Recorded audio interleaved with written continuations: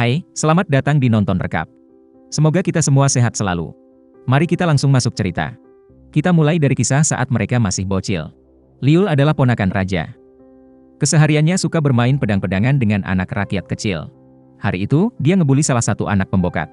Yiso, anak bangsawan juga, dia ceramahin Liul bahwa itu sikap gak benar. Harusnya bangsawan menjaga dan merangkul rakyat kecil, bukan malah ngebully. Mendengar itu, Liul terheran ada juga anak bangsawan yang mau membela rakyat kecil.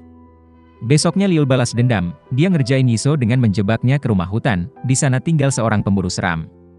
Sampai sana, Liul dan bodyguard ketakutan melihat si pemburu, mereka kabur ninggalin Yiso.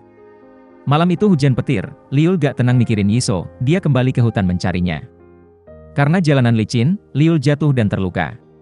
Sampai di rumah hutan, dia melihat Yiso baik-baik saja, Yiso malah temanan dengan si pemburu. Liul takjub melihat bocil di depannya ini. Dia bertanya mengapa Yiso gak takut sama dia. Sambil perban lukanya, Yiso cerita bahwa ayah selalu mengajarinya agar adil sama semua orang tanpa memandang level. Liul makin kagum dengan kebijaksanaan dan murah hati Yiso. Malam itu, Liul mengatakan kelak ingin nikahin Yiso. Aduh, kecil-kecil sudah mulai gatal. Beberapa hari kemudian, Liul belajar dengan giat agar terlihat pintar di depan Yiso. Dia juga curhat sama emak, Yiso sangat cantik. Malam itu, Liul dipesan ayahnya yang tak lain adalah adik raja, agar jangan keluar dari kamar. Namanya bocil, makin dibilang jangan, makin dibuat. Liul diam-diam ke rumah Yiso mau ngembaliin pita rambut. Yiso kaget dengan kedatangan Liul, karena malam itu, ayah berpesan gak boleh membiarkan siapapun masuk ke rumah. Yiso berpesan pada Liul agar jangan kemana-mana, sejumlah pasukan paksa masuk, mereka diperintahkan agar menghabisi nyawa semua orang tanpa kecuali. Situasi semakin genting, ayah minta Yiso dan abang kabur. Liul terdiam ketakutan menyaksikan semua ini. Saat si dalang datang membunuh ayah Yiso, Liul keluar menghalanginya, tujuan agar bisa mengulur waktu buat Yiso. Liul dibawa pulang ke rumah. Sampai rumah, Liul ngadu ke ayah, ternyata si dalang adalah anggota ayah, Liul shock. Ayah pun naik tahta, Liul juga dinobatkan sebagai putra mahkota. Di hari penobatan, Liul mengetahui emaknya telah meninggal. Liul sangat sedih, dia benci jadi putra mahkota. 16 tahun kemudian, Liul tumbuh jadi sosok yang dingin dan pembangkang. Negara sedang dalam kemarau panjang, mereka semua berpersepsi, hujan gak turun karena Liul gak sekamar dengan istri. Si istri adalah anak dari wakil Perdana Menteri, yang tak lain adalah si dalang pembunuh ayah Yiso. Di zaman itu, mitos-mitos masih diyakini, jika gak turun hujan, putra mahkota disalahkan. Semua pejabat juga mendesak Liul sekamar dengan istri. Liul pun emosi, jika dengan kawin bisa mendatangkan hujan, maka seluruh rakyat wajib partisipasi. Dia mengeluarkan perintah agar orang di atas usia 20 tahun, harus menikah di akhir bulan ini. Kalau gak, akan diberi sanksi besar. Sementara Yiso, setelah selamat dari pembunuh, dia diadop oleh seorang rakyat biasa, dia menukar namanya menjadi Hongsim. Setiap pertengahan bulan, dia selalu berdandan seperti gadis bangsawan, menunggu kedatangan abang di jembatan. Dulu sewaktu mereka berpisah, si abang berjanji akan menunggunya di jembatan tiap pertengahan bulan. Tapi alhasil, Hongsim selalu pulang dengan kecewa. Hari itu, Hongsim dan temannya diseret ke kantor desa. Pemerintah daerah memastikan setiap orang berumur 20 tahun ke atas harus menikah paling lambat akhir bulan. Sementara desa itu masih ada beberapa jomblo tua.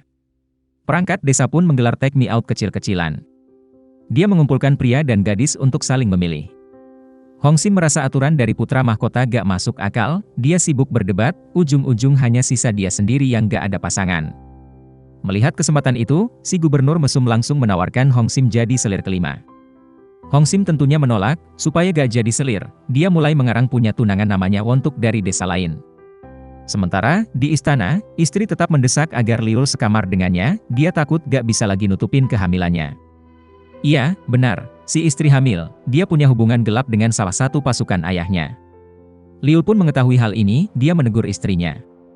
Liul rencana beritahu ayah, tapi raja hanya peduli dengan kemarau panjang, dia gak peduli dengan Liul. Mereka pun bertengkar. Liul jadi gak selera cerita. Karena telah mengetahui aib si istri, nyawa Liul pun terancam. Istri dan mertua berencana mau membunuhnya. Suatu hari Liul sedang di luar, dia diserang pasukan mertua. Karena kalah jumlah, dia dan bodyguard pun lari. Si bodyguard punya ide, mereka ganti baju dan berlari ke arah yang beda untuk mengelabui musuh. Liul memakai baju bodyguard, dia terkena panah dan jatuh ke jeduk batu. Sementara, bodyguard yang menyamar jadi Liul juga terkena panah dan jatuh ke sungai. Hari itu ayah Hong Sim sakit perut, dia pun masuk hutan buat kue, gak sengaja dia nemu Liul. Dia membawa Liul pulang dan merawatnya. Liul akhirnya sadar, namun dia gak ingat dirinya siapa. Liul mengalami amnesia. Hari itu juga hari terakhir deadline Hong Sim harus nikah.